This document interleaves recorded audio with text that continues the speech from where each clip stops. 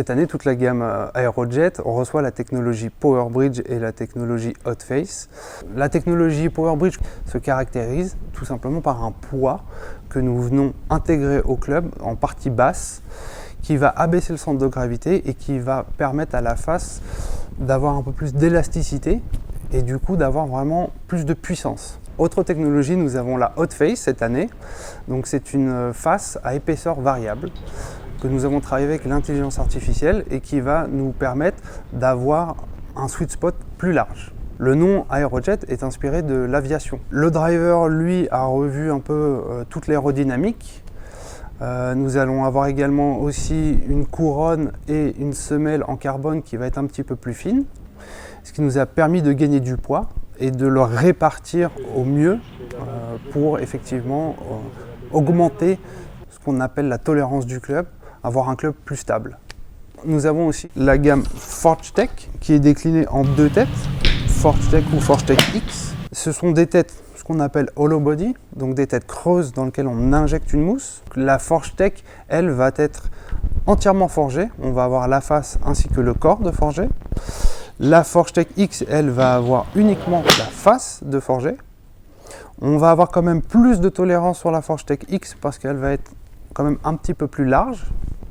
Nous avons fait tester aujourd'hui la gamme 2023 Cobra avec deux têtes de fer, un hybride et un driver.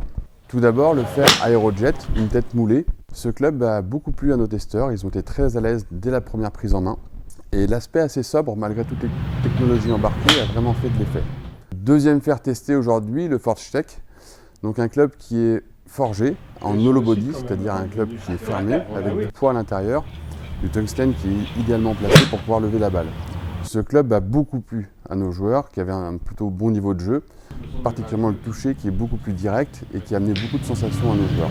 On a pu noter aussi également, avec les relevés Trackman, un angle de décollage assez facile.